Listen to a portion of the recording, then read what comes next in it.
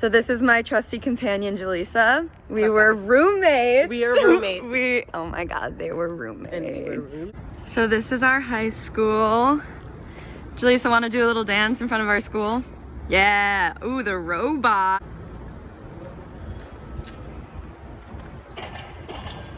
So this is coffee with a K, question mark. This is our coffee shop. It's right down the street from our school. And we love you here. We have some friends that work here, but they're not here right now. This is the courthouse of New Haven. This is the New Haven Green. There's always like music festivals here. Dogs. It's like mini Central Park, but not as big and not as cute, to be honest. Yes. Pizza. New Haven pizza is the best. I'm sorry, New Yorkers. We are the pizza capital. They're gonna jump us for saying. This is the fountain on the New Haven Green.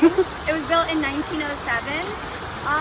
And a not so fun fact is there are an estimated 5,000 to 10,000 bodies buried under the New Haven Green. Let me do a spin real quick, just to get an idea. It's a lot of bodies. So many bodies. And they didn't know that they were there, but they dug up a giant tree that was here, and when the roots came up, a bunch of corpses came up. And a lot of the bodies are there because they all died in the Spanish flu, and there's estimated that members of President Ford's cabinet are buried here, which I learned that recently. I think that's pretty interesting. Yeah, this is where we start a lot for the protests. We all kind of like convene here first. So it's an important spot in New Haven.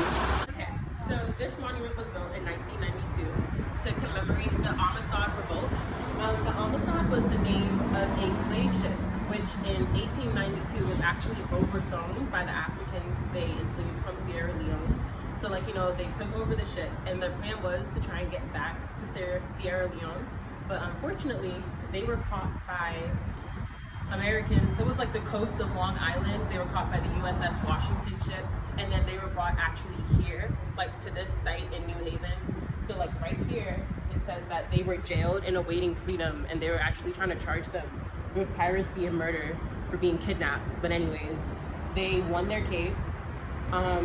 They raised funds to go back to Sierra Leone. So yeah, now we have like this super cool statue commemorating them. This was like the guy who like led the revolt. His name was I don't want to butcher his name, so I'm actually not gonna say it, but we will take a video of it. That's his name. That is his name. All right, so we are like kind of on Yale campus. We're like near it. Fun fact about Yale is that everyone in New Haven hates them. Yeah.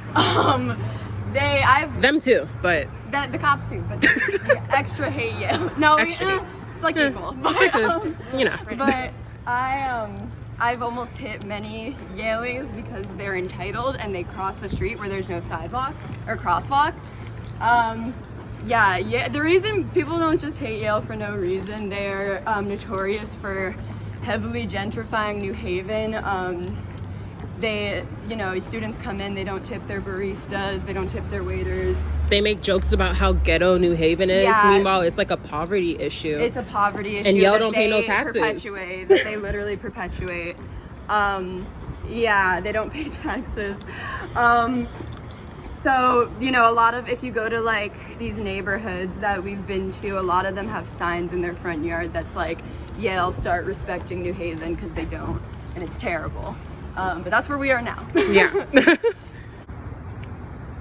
So a lot of our favorite spots shut down because of COVID. That used to be Clark's. We would go there all the time. Yeah. Sad ice face. cream, pizza, french fries. It was like diner. It was so good. But like, they also had ice cream, which was interesting. This is where I worked.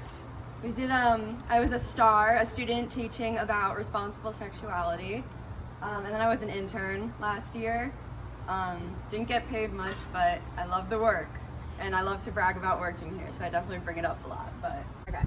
So this is where the food pantry I volunteered at. It's kind of ugly right now because it's closed today, but it's normally really sweet. We have bags coming out and people are lined up, and then we will have like things going on sometimes, but a lot of what we do is we'll take bags of groceries to people who are like homebound and also immunocompromised, like elderly people, and we bring them their groceries, and it's an amazing program. I'm so happy to be a part of it. Here's the apartment. It's very lonely. Casa Jalisa.